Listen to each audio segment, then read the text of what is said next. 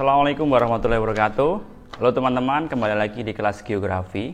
Pada kesempatan kali ini kita akan membahas materi tentang konsep dasar, komponen, dan sistem aktif pasif pada penginderaan jauh.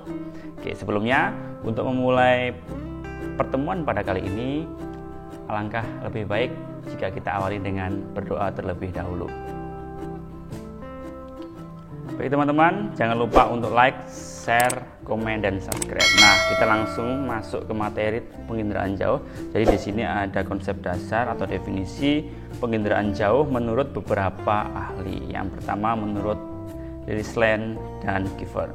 Nah, penginderaan jauh adalah ilmu dan seni untuk memperoleh informasi mengenai suatu objek, daerah, atau fenomena melalui analisis data yang diperoleh alat perekam, sensor, yang menggunakan gelombang elektromagnetik sebagai media perantaranya tanpa menyentuh objek daerah atau fenomena tersebut. Kemudian yang kedua, David T. Lindgren, itu nanti dia berpendapat bahwasanya penginderaan jauh adalah berbagai teknik yang dikembangkan untuk memperoleh dan menganalisis informasi tentang bumi.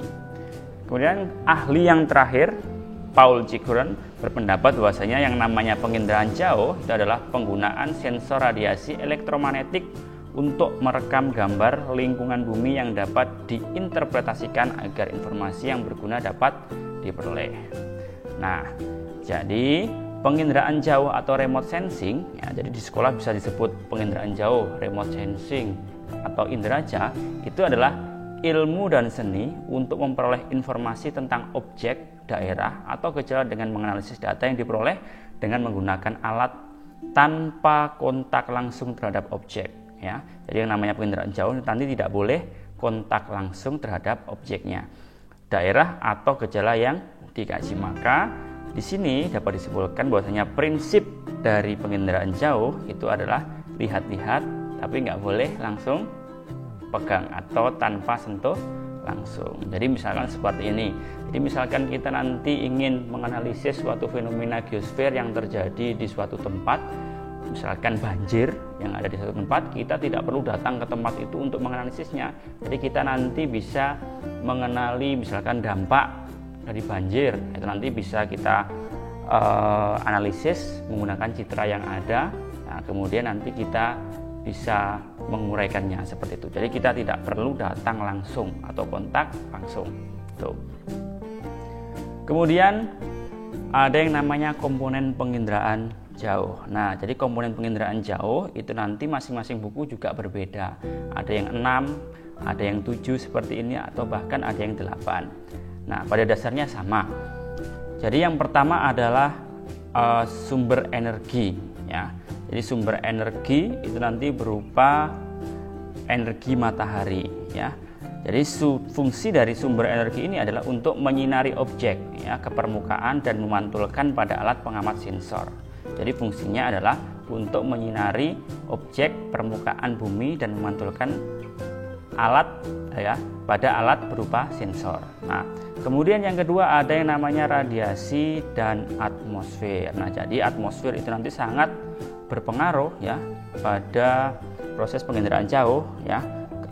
Hal ini karena fungsi dari atmosfer itu nanti adalah sebagai penyerapan, pemantulan, penghamburan, dan melewatkan radiasi elektromagnetik. Ini adalah fungsi dari atmosfer. Jadi setelah matahari nanti bersinar, kemudian diteruskan ke atmosfer, ya, radiasi dan atmosfer. Nah, di sini nanti sinar nanti akan melewati yang namanya jendela atmosfer. Nah, jadi jendela atmosfer itu adalah bagian dari atmosfer yang bisa meloloskan sinar itu nanti sampai mengenai yang namanya C, objek. Nah, jadi objek adalah segala sesuatu yang menjadi sasaran ini nanti, ya, dalam penginderaan jauh. Antara lain itu nanti, ya, fenomena geosfernya, ya, bisa biosfernya, hidrosfernya, litosfernya. Intinya berkaitan dengan fenomena geosfer.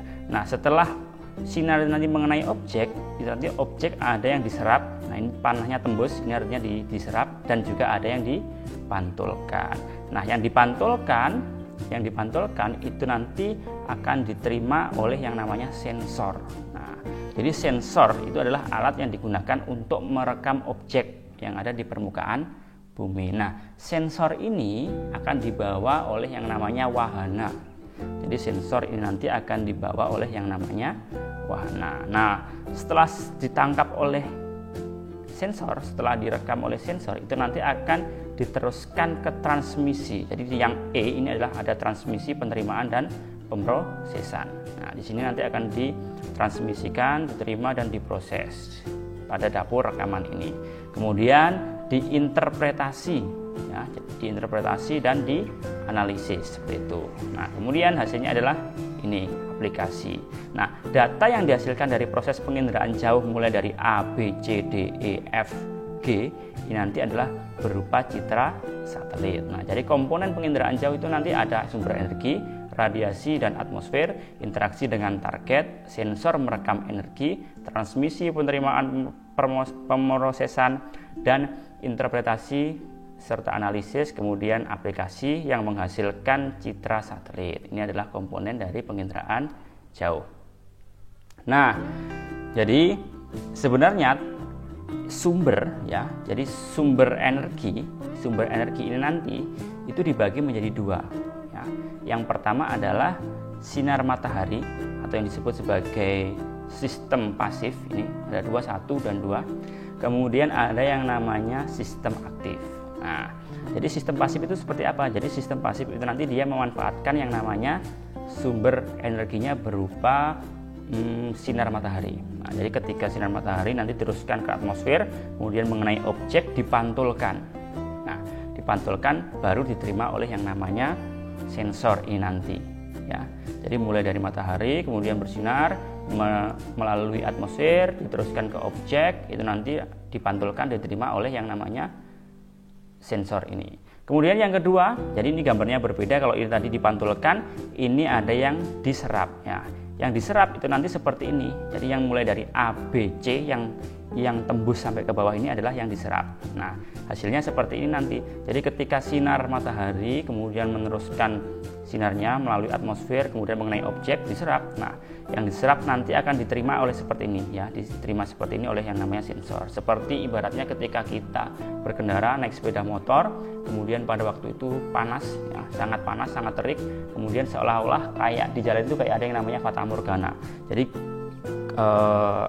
aspalnya itu seperti fata morgana itu. Jadi nanti yang diterima pada sistem pasif itu seperti itu. Jadi dia tidak langsung dipantulkan seperti gambar yang atas, tapi dia diteruskan terlebih dahulu, kemudian diserap, baru ini yang diterima. Nah, yang kedua, ini tadi pasif, sama-sama pasif. Yang kedua adalah sistem aktif. Nah, jadi sistem aktif itu nanti dia tidak menggunakan yang namanya sumber energi berupa matahari ini, tapi langsung menggunakan sensor yang dibawa oleh wahana seperti ini. Jadi nanti dia langsung memantulkan ini, ya. Jadi langsung dia mengeluarkan gelombang elektromagnetiknya yang dikenakan ke objek ini. Nih, jadi perbedaannya nanti kalau aktif itu nanti dia menggunakan alat berupa sensor ini. Kalau yang pasif itu nanti menggunakan sumber energi. Jadi masing-masing antara sistem aktif dan pasif itu mempunyai kelebihan dan kekurangannya masing-masing. Nah, kalau yang sistem pasif kayak gini, dia nanti kekurangannya itu nanti dia akan terhambat jika cuacanya itu nanti tidak bagus atau mendung seperti itu, ya. Kalau yang ini kekurangannya mungkin kita harus menambahkan biaya yang lebih karena kita memakai alat, dan alat itu nanti harus diterbangkan dibawa oleh yang namanya wahana seperti itu.